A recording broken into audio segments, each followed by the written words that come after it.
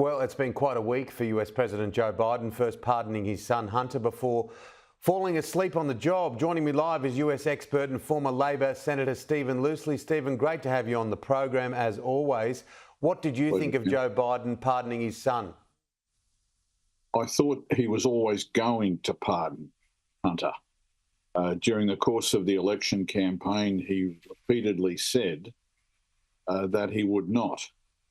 But I always thought that his affection for his son was going to overcome any doubts about the exercise of the power, because he was having a circumstance where Hunter was facing jail time and the campaign against him would continue, and that campaign would be focused also on other members of the Biden family. So I was not particularly surprised.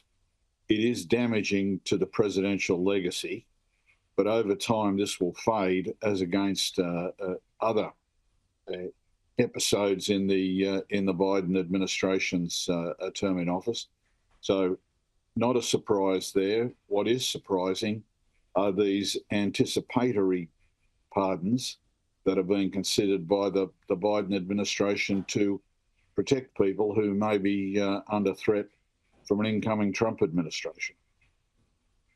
And many, as we saw in that story prior to us having a chat, don't want it. And you can understand why they wouldn't want it. There's some that probably would, but others wouldn't, because it does sort of point to some sort of level of guilt.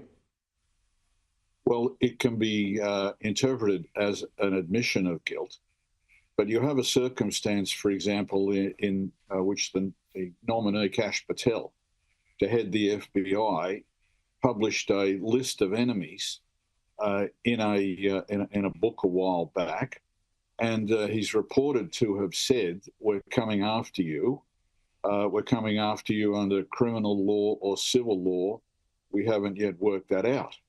There's actually no suggestion of a crime having been committed, and people like a former Congresswoman Liz Cheney, for example, is clearly in the sights of some in the incoming Trump administration, probably including the president, for the simple fact that she opposed Donald Trump during various hearings on January 6th on the invasion of the Capitol. So when people are looking in government to pursue people for political perspectives or political decisions, that's a very dark space. So you can imagine that President Biden is looking at what might be done to protect people, including people in the American military, I might add. What about the Democratic Party? How do they rebuild from here? And in your view, you follow this very closely, US politics, are they at rock bottom? No, but they've been very much damaged by the failure in not only the presidential election campaign, where Donald Trump comprehensively beat Vice President Harris, but the Republicans now have both the Senate and the House of Representatives, and they have a Supreme Court which in large measure is aligned with the views of the incoming administration.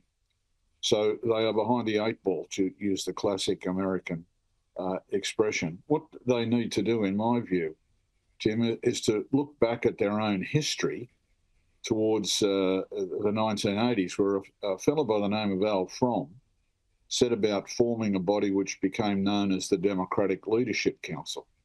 And it was an effort to centre the party and to have it occupy the mainstream in American political life.